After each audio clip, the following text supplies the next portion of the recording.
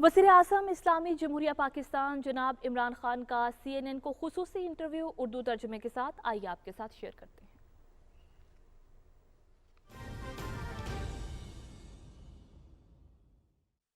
Imran Khan, thank you very much indeed for joining us today. We speak a month after the collapse of the Afghan government and the takeover of the Taliban. How would you describe the situation in Afghanistan today? I think it's worrying. Afghanistan is on a historic crossroads.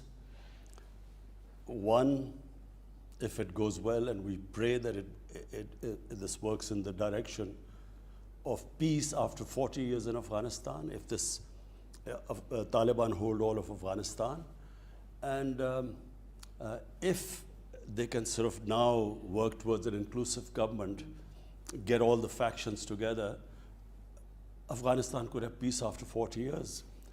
But if it goes wrong, and which is what we are really worried about, it could go to chaos, the biggest humanitarian crisis, a huge refugee problem, unstable Afghanistan, and the reason why the US came in was to fight terrorism or international terrorists. So unstable Afghanistan, refugee crisis, and the possibility of, again, terrorism from Afghanistan soil. You have said that a positive outcome for Afghanistan would be an inclusive government. Would you call this an inclusive government? Do you support it? Well, let me just, Becky, explain to the viewers that my party came into power after 22 years. So 22 years we stayed in opposition before we came to power. When we got into power, there was so much pressure for us to include those people who had struggled for 22 years. So they almost had felt that it was a right that they should be included. So I can see the problems they are facing, but I do not think that there would be really peace in Afghanistan unless there's an inclusive government, because Afghanistan is a society composed of different ethnic groups. So the Pashtun is only about 45–50%. They are Tajiks, they are Hazara, they are Uzbeks. So unless it's an inclusive government, the worry is that there will be instability later on. Well, it's not. It's not an inclusive government at present. Let's agree on that. Afghanistan, you said, had broken the, quote, shackles of slavery when the Taliban took back power. That doesn't sound like the statement of someone who shares the concerns of so many in the world about the future of Afghanistan and its people under the Taliban, notorious for its misogyny, its violence against women, that shows no evidence or interest in guaranteeing basic human rights, particularly those for women. But let's just talk about its makeup. So it has to be put in its context. What was the context? I spoke. For the first time in history, in 74 history of Pakistan, we had what we called was trying to get rid of the colonial system of education. So colonial system of education was a tiny elite had this colonial English medium education, and the masses had another Urdu medium education. And this created two classes. And so for the first time, we had a unified curriculum in our history. And what I was trying to say was that mental slavery, which comes from the colonial form of education, is much worse than physical slavery. And one line I gave example of, in Afghanistan, they have got freedom. Now, I never quite understood what was the issue behind it, because when the British left, it was freedom for Afghanistan. When the Soviets left, it was freedom. So when the US leave, what am I supposed to say? This interim government is not an inclusive government. The concerns of so many around the world are for the future of Afghanistan and its people under a Taliban government which is notorious for its misogyny and its violence against women. There is no evidence to date of any interest in providing basic human rights, particularly for women and children. How concerned are you about that? This is an interim government, you might tell me, but you know what? The last Taliban government was an interim government and it lasted 5 years. So how concerned are you? And what are you going to do about it? Look, Becky, where Afghanistan goes from here, I'm afraid none of us can predict. We can hope and pray that there's peace after 40 years, that the Taliban, what they have said, that they want an inclusive government, they want women rights in their own context, they want human rights, they've given amnesty. So far what they have said, clearly they want international acceptability. They did not go for international acceptability when they were between 1996 to 2001. This time, clearly they're making the statements where they want this acceptability. So we should try and incentivize them in that direction. But there's another fallacy. Afghanistan cannot be controlled by outside. They have a history. No puppet government in Afghanistan is supported by the people. It gets discredited amongst the people. So rather than sitting here and thinking that we can sort of control them, we should incentivize them. Because Afghanistan, this current government, clearly feels that without international aid and help, they will not be able to stop this crisis. So we should incentivize them, push them in the right direction. If it seeks legitimacy, it will need to show evidence that it shares the values of those that it is seeking legitimacy for, and that being the West, for example. I grew up watching you as a star of Pakistan's cricket team. The Taliban have said that women shouldn't play cricket. In fact, they've said women shouldn't be involved in sport at all. This is the sort of Taliban that we are seeing today. Do you support that? I mean, women have been protesting about more inclusivity, about their rights. We know women, first-hand experience, women are too frightened to come out of their homes. They're too frightened to go to the workplace if they're allowed at all. They've been flogged. I mean, do you support their cause? Look, Becky, first of all, let us just compare what happened after the Soviets left in 1989 and compare to what the situation is right now when the US has departed from Afghanistan. When the Soviets left in 1989, the sort of bloodbath that took place, over 200,000 Afghans died in that bloodbath. Now compare that to what has happened now. Frankly, I mean, we were all relieved. We expected a bloodbath. When Ashraf Ghani said that he left Afghanistan because he was scared of a bloodbath in Kabul, well, it could have happened. We were worried that when the US departed, there would be complete chaos in Afghanistan, civil war. Our intelligence agencies told us that Taliban would not be able to take over all of Afghanistan. And if they tried to take over Afghanistan militarily, there would be a protracted civil war, which is what we were scared of, because we are the ones who would suffer the most. So therefore now, in that, bearing in mind what could have happened and what has happened, I feel give them time. I feel very strongly that it's a mistake to think that someone from outside will give Afghan women rights. Afghan women are strong. Give them time. They will get their rights.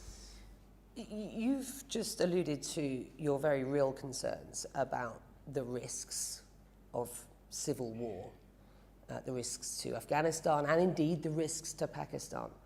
I want to come back to your very real concerns about the risks to Pakistan's national security in a moment. But bear with me, you have criticized the US pullout. Let me start that again. You have criticized the US pullout from Afghanistan, describing America as having messed it up in Afghanistan. Is that something that you have told the US president personally? Have the two of you spoken since the collapse? No, of the country?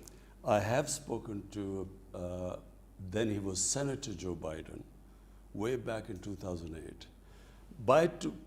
After 2006, we in Pakistan began to realize that this is now going to become a quagmire for the US. I went over to the US. I met Senator John Biden, Senator John Kerry, and Senator Harry Reid. I also addressed various think tanks in the US. And I tried to explain to them there is a history of Afghanistan. What the US is trying to achieve militarily, this is not going to happen.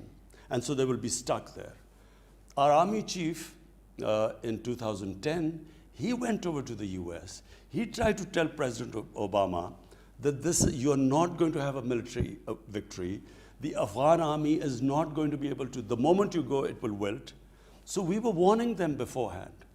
And when the US should have started from a position of strength to do a political settlement with the Taliban when there were 150,000 US troops there. Let me stop you there. You haven't spoken to the President of the United States since the collapse of the country to the Taliban, correct? No, I haven't. He hasn't called you since coming into office, correct? He's a busy man.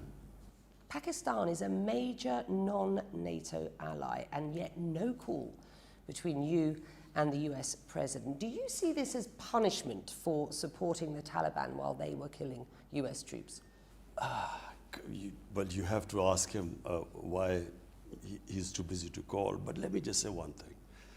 I heard this, the Senate hearing going on, which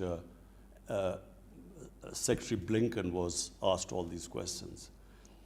I want to say this, and I hope that the American politicians would listen to this. You know, Pakistan is the country. Just because we sided with the US, we became an ally of the US after 9/11 in the war in Afghanistan. The suffering this country went through. At one point, there were 50 militant groups attacking our government. In the 80s, Pakistan joined the US against the Soviets. We trained the Mujahideen to do jihad in Afghanistan. Amongst them was Al-Qaeda, Taliban were part of the Mujahideen groups.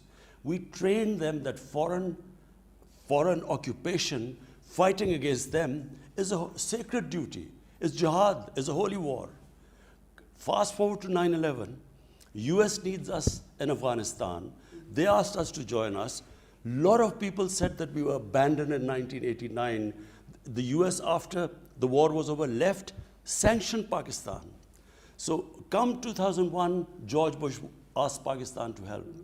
And he famously said, we will not abandon Pakistan again. Pakistan joined the US war in Afghanistan. Was I the Prime Minister? I would never have done that. Firstly, the same Mujahideen, now we are telling them because US has invaded Afghanistan, now it's terrorism. They turn against us. Then all the tribal belt of Pashtuns on our side of the border, the Pashtun nationalism kicked in. So they had all sympathies with the Taliban, not because religious ideology, because of Pashtun ethnicity. So you must understand what happened. No, I really want people to know. They turned against the Pakistan army as collaborators. So the jihadis turned against us, the Pashtuns turned against us, and the more we tried the military operations in civilian areas, the more collateral damage, the more. So we had 50 militant groups attacking us. And on top of it, they must also know, there were 480 drone attacks by the US in Pakistan. Only time a country has been attacked by its ally. So we almost went under. Had it not been for our army, a disciplined army and best intelligence agencies, you know, we lost 80,000 people. 80,000 Pakistanis died in it. And on top of it, rather than one word of appreciation, I saw them blaming us. Well, the fact they is, said there were safe havens in Pakistan. the fact is, Washington, it seems, just can't trust Pakistan. There are calls by lawmakers to reassess the relationship with Islamabad now, to reassess its status as a major non-NATO ally. This was the exchange during the US Secretary of State's congressional testimony on Afghanistan on Monday. Republican Keating, we used to hear we had a complicated relationship with Pakistan. I would say it is duplicitous. Antony Blinken agreed with the assessment of the role that Pakistan has played over the past 20 years. This is the top diplomat, the US Secretary of State, and he went on to say this, Prime Minister, it's been a role that has involved hedging its bets constantly about the future of Afghanistan. It's one that involved harboring members of the Taliban, including the Haqqanis. Is that true? And what's your response? They are ignorant. I was listening to them. I have never heard such ignorance. They are absolutely clueless, number one, about what happened in Afghanistan. They were all in a state of shock. We knew, as I said, in 2008, when I met Senator Joe Biden and John Kerry, then I told them that they were not winning. Hold on, hold on. This is, Becky, it's very important. When our army chief went in 2010, he again explained to President Obama that you're not winning this war. And he said, and this is the important thing. He said, you are going to leave Afghanistan. We will be left with the mess you leave behind. What you are expecting us to do, we cannot do. What they were expecting, what were they expecting at the Afghan government? The Afghan government wanted Pakistan to win the war in Afghanistan for them. Pakistan, the state of Pakistan was under attack for being ally of the US. We were now supposed to take on also the Afghan Taliban. I was asking you for your response to Blinken's words specifically. He said Pakistan's role has involved hedging its bets constantly about the future of Afghanistan. It's one that involved harboring members of the Taliban, including the Haqqanis. Over the past 20 years, sir, the Haqqani network has been responsible for some of the deadliest terror attacks in Afghanistan's history. It has killed hundreds of Western troops and thousands, let me finish, of Afghan people. In 2011, you will be aware that General Mike Mullen said the Haqqani network acted as, quote, a veritable arm of Pakistan's intelligence. This is a group that now has 4 members in key roles in the Taliban government. Is it any wonder that there is a trust deficit between the West and Pakistan? It is complete ignorance. The Americans did not understand what the Haqqani network was. Haqqani is a tribe.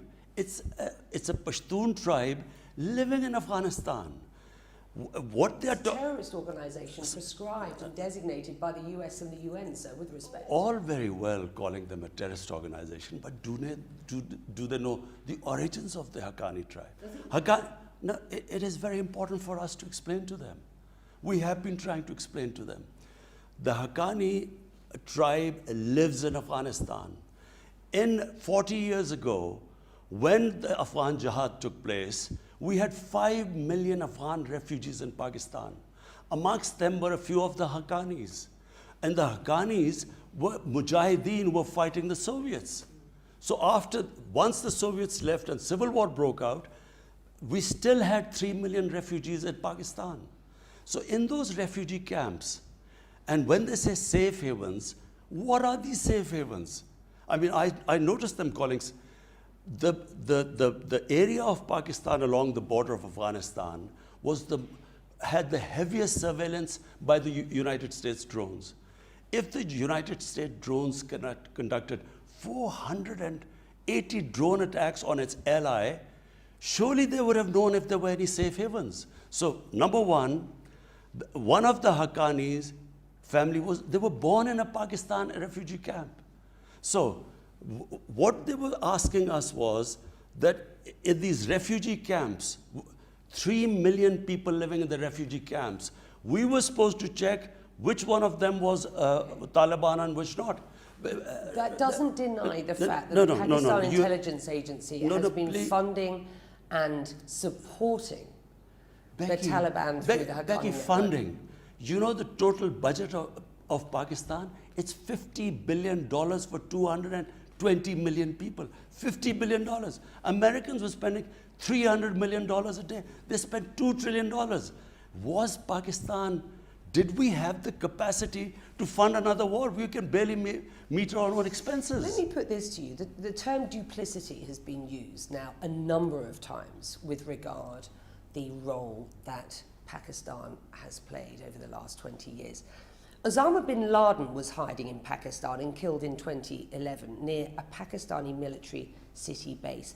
Many Americans categorize Pakistan's role in Afghanistan post 9/11 as duplicitous. I put it to you again. Is it any wonder that there is a trust deficit between Pakistan and the West? And what are you going to do about it? Do you know, Becky, I blame First General Musharraf. He should have never taken us into this war. Taliban, whatever you say about a government, and a relationship between governments are because of interests. Taliban was a pro-Pakistan government. We helped the US dislodge a pro-Pakistan government and replace it by a pro-Indian government. And unfortunately, General Musharraf did this, not for the interest of the people of Pakistan, because we, as a result, we also, as I repeat, had a civil war. We were attacked, considered collaborators by the Pashtuns and by the Mujahideen. So listen, General Musharraf wanted acceptability from the US. So he went against Pakistan's interest to support the US. Then, unfortunately, we had two crooked leaders who had billions stashed abroad, who never ever stood up for Pakistan's interest. So here we were losing people, 80,000 Pakistanis dying to side with the Americans. On top of it, we are called that we are playing a double game. Pakistan was trying to save itself. Listen, Becky, you have to understand this. 50 different militant groups were attacking the state of Pakistan. I repeat, if we did not have a disciplined army and intelligence agency, we were going under. And on top of it, we had Americans doing these drone attacks. Reprisals from the drone attacks were on the state of Pakistan. All the collateral damage they took avenged against us. On top of it, they wanted us to take on the Afghan Taliban. Afghan Taliban weren't attacking us. And I wish, if I was in government, I would have told the US that we are not going to take them on militarily, because first we have to save the people. My responsibility would have been to the people of my country. I cannot destroy my country to fight someone else's war. Let's talk about this Haqqani network and its relationship with the ISI, because you have admitted that Pakistan's intelligence agency has close ties to the Haqqani network. You have said in the past that you're not sure why the US hasn't leveraged those connections to get the Taliban effectively to the negotiating table. You've always supported dialogue with the Taliban. How much do you, sir, support their ideology? And what is your red line? The strict interpretation of Sharia law as we are seeing it acted out in Afghanistan today? Becky, let's take two different things you've said. Pakistan's ties with the Afghan Taliban, Pakistan's intelligence agencies. Intelligence agencies' job is to have connections with everyone. They speak to everyone. The US CIA would be speaking to Taliban. You know, they have to. That's the job of intelligence agencies. Question is, was Pakistan in a position to take military action against the Afghan Taliban when it was already being attacked from inside? The Pakistani Taliban were attacking the state of Pakistan. You know, General Musharraf, there were two suicide attacks, insider attacks, because there were sympathies for the Mujahideen from within the army. So two suicide attacks on him. Benazir Bhutto was assassinated by the Pakistani Taliban because she was considered a collaborator with the US. So was Pakistan in a position to then take on the Afghan Taliban? Our heads of state should have clearly stated. They should have told the Americans, this is what we can do, this is what we can't do. I would have done that. Where we lost out was we had these weak corrupt heads of states who did not stand up to the US. So let me just clarify about the Haqqani. Haqqani tribe is in Afghanistan. It's a tribe there. Some of the Haqqani leadership one was born in a Pakistani refugee camp. So, and they go back and forth across the border. There is no border. There was never any border. The border between Pakistan and Afghanistan, the Durand line, there was no. My government is the first time we have fenced that border. This is the first time. So that's one aspect. Now you talk about the ideology of Taliban. My ideology is in Pakistan. We follow what we consider our Sharia. We are following our line. So let the Taliban, what we hope is, in time, they will, with a consensus, with an inclusive government, they will evolve. But Becky, have we got any choice right now? Now tell me, if you do not back this government and do not help the people of Afghanistan right now, it's not a question of Taliban, it's people of Afghanistan. If the world international community does not help them, what choice have we got? In an op-ed in the Washington Post in June, you wrote, quote, "In the past, Pakistan made a mistake by choosing between warring Afghan parties. But we have learned from that experience." How? Because your critics suggest that a, quote, "victory for Pakistan in Afghanistan," which is what many say is the case, is Pyrrhic. That playing a double game has now created blowback in terms of your own national security. Becky, in the 90s, Pakistan backed one of the factions, the other faction, Northern Alliance, or Ahmad Shah Massoud, then went against Pakistan. I felt it was a big mistake. I felt Pakistan should never have had any favorites. I feel that the Afghan people cannot be controlled from outside. So therefore, whoever is a government in Afghanistan, we should just deal with them. And my government, we reached out. I called Ahmad Shah Massoud's brothers over, invited them over to Pakistan. We told them exactly the same thing. We called the Hazara community, Uzbeks. We tried to tell all of them that, look, whatever our policy was in the past, we now believe that whoever is in power in Afghanistan, we will have no favorites. You say that you will have no favorites, but there is practically no opposition or other groups active in Afghanistan at the moment because the Taliban have taken over. And you have been accused by Massoud's National Resistance Front of getting involved in the damage and destruction that's been done to their group in Panjshir. Has Pakistan been providing drones in that conflict, that part of the conflict? Becky, do you know, we are as shocked and surprised as everyone of what has happened in Afghanistan. Our intelligence agency, ISI, gave us a report that, number one, that the Afghan government, after the US leaves, would last for months afterwards. But they would fall, but it would last for months. Secondly, according to our intelligence agencies, Taliban would not be able to take over all of Afghanistan. They would be able to take over the Pashtun areas, which is almost half, but they would not be able to, and there would be a protracted civil war, which is why we tried our best. I called over the Taliban leadership, Mullah Brother, who's the vice prime minister. I called them over. We tried our best to make them understand that since you should not try and take over Afghanistan militarily, you should have an inclusive government, because otherwise there will be a protracted civil war. So we were as surprised. None of us expected what happened in Afghanistan.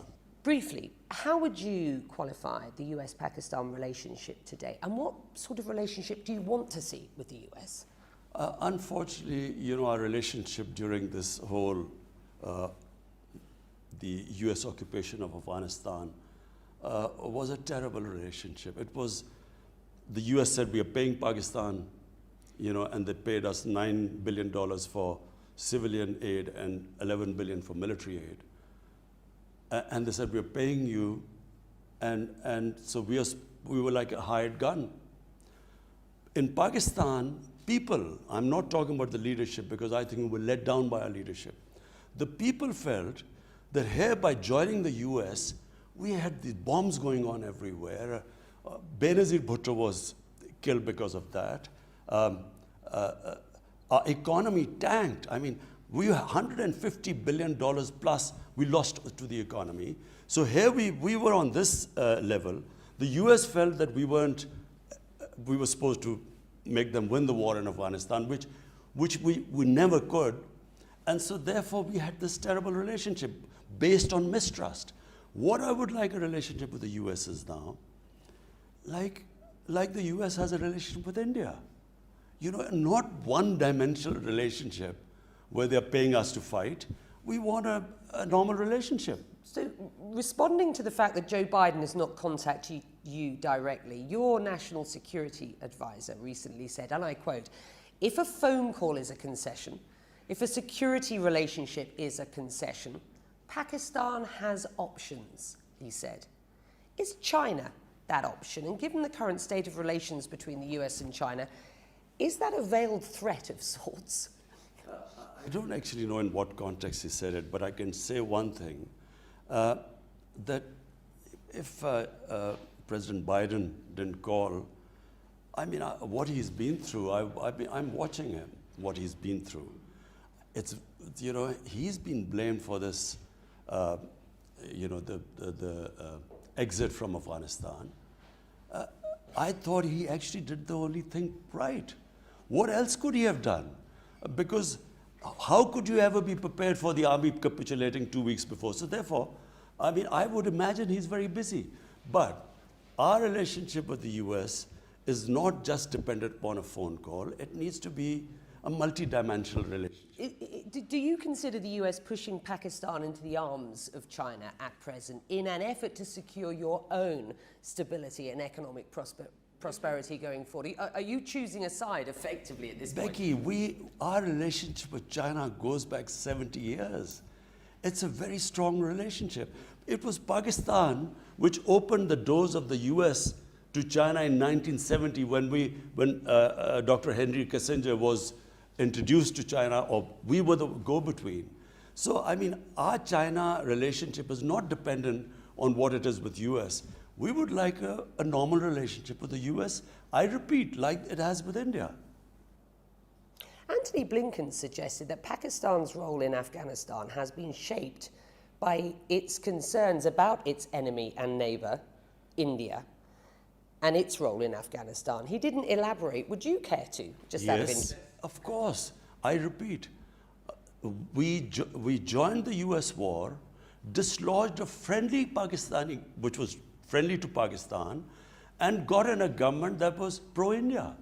And India conducted a series of terrorist attacks within Pakistan. They backed Tehreek-e-Taliban, the Pakistani Taliban.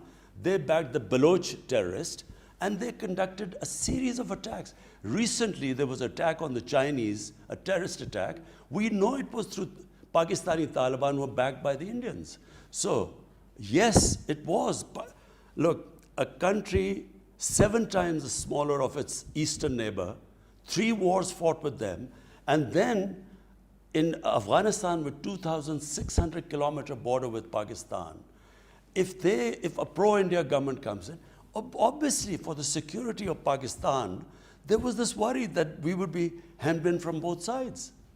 Does it worry you, the anti-China protests that you're seeing here in Pakistan today, as you move towards better relations and increased relations with China? Sorry, anti-China. You know, you do see Pakistan's population not as twinned at the hip, as it were, or as enthusiastic about the prospect of further relations with China. Perhaps more so, certainly less so than the establishment. The people of Pakistan have the great. You know why people of Pakistan have this deep relationship with China? Because in 1962 there was a war between India and China. Then again, when India was threatening us in Kashmir, there was this India-China had this standoff. People of Pakistan feel that China in all our difficult times has stood with us. So, I mean, if one of the few countries that the people in Pakistan have this close affection to is China. In your, I want to talk about women's rights, Prime Minister. In your 2018 party manifesto, you devote a whole section to women. Quote, we will effectively implement initiatives to increase women's access to education, healthcare, economic opportunity, and legal protection. The women of Afghanistan today have nothing like that under this Taliban government. How much can you accept that they are rescinding women's rights? How much can you sit as a neighbour and accept that? Becky, if you empower your women through education, women will get their own rights. Which the Taliban won't allow for kids over the age of 8. As far as I've seen, that they have given statements that they will allow women to study in university and so on, okay? We are hearing... In Pakistan, what we have done is we have actually paid stipends to poor families to get their girls to study in school. Because we feel if the child studies, if they have education, they will get their own rights. Are men and women equal in your eyes? Just one point. No foreign country can impose women's rights on another country. The women in England went through a struggle to get their rights. The suffragettes went through a big struggle. I'm asking you because this is really relevant to the issue of this interim Taliban government. Should women have access to the same roles in public and in private life? Of course, women should have the ability in a society to fulfill their potential in life. So you won't be able to support a Taliban government that doesn't allow that? Is that what you're telling me? No. What I'm saying is that you cannot impose women's rights from abroad. It's never happened in human history. But what you can help them, and that's why the international community should engage with them, they should incentivize them. And so far... These are basic human rights. You can't incentivize a government. Incentivize them to educate them. Basic human rights. Becky, incentivize them to educate the girls, the women. They will get their rights. Afghan women are strong. Let me just talk about some issues of women's rights here, finally, in Pakistan. Earlier this summer, the daughter of a former Pakistani diplomat, Noor Muqaddam, died after being allegedly tortured and killed by an acquaintance. What's your response to that case? I'm following that case personally. It is one of the most horrific cases that shocked the country, and we will ensure that he gets punished. The state will ensure, and as I said, I'm following that case personally. Activists have demanded Parliament pass a law criminalising domestic violence. Where do you stand on that, and do you think that will happen? We have, our government has passed the maximum number of laws for protection of women. We have not only incentivized parents to send their child to school, we have a special program where we help women find the real problem is rural women. And even in Afghanistan, there's a difference between urban women and rural women. So we are actually empowering them in rural areas, how they can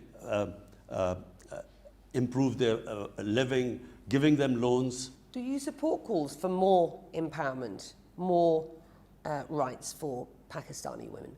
Of course. But Becky, my basic thing, look, my family, one of my sisters is a doctor, one is an economist, one is a businesswoman. We have strong women in our family. Why? Because they were educated. I believe if you educate your women, they will get their position in society. They will fulfill their potential. People have been protesting across Afghanistan in the past couple of weeks. Finally, I just want you to explain why you think these anti-Pakistan protests by hundreds of Afghans today are going on. They certainly seem convinced of Pakistan's involvement in their country's affairs. Because Becky, the Afghan government, for their failures, they kept blaming Pakistan. I went to see Ashraf Ghani earlier this year. I assured him, I told him we will do anything for a peace between you and inclusive government, except take military action. Because military action, it cost Pakistan a lot. We said we will not take any military action, but everything else we will do to ensure that there is an inclusive government, a political dialogue. It was because of us that the Taliban started talking to the US. And we tried our best to make them sit with the Afghan government. The Taliban were ready for having an inclusive government with everyone else, but they refused to sit with the Afghan government. They believed it was a puppet government. Now, the Afghan government kept blaming Pakistan. Unfortunately, the Afghan government is to be blamed. If the Afghan government had given good governance, if they had not so much corruption in their ranks, maybe they would have had more acceptability in Afghanistan. Why did 300,000 Afghan troops, why did they surrender without a fight? And if you do a proper analysis of that, you will know why the US failed and the Taliban succeeded. I promised to ask you about the risks to Pakistan's national security if the situation in Afghanistan doesn't improve. So explain what you believe those risks are and just how concerned you are at present. The biggest concern are refugees. We already have 3 million refugees in Pakistan. Our country cannot afford more refugees. We have come out of a very difficult economic situation. We cannot take more refugees. The second worry is terrorism. We had 3 sets of terrorists in Afghanistan using the soil to attack us: ISIS, Pakistani Taliban, and the Baloch terrorists. So if there is chaos in Afghanistan, if there's not stability there, then we have these 2 major problems looming in front of us. We are the country that is going to suffer the most. With that, we'll leave it there. Thank you.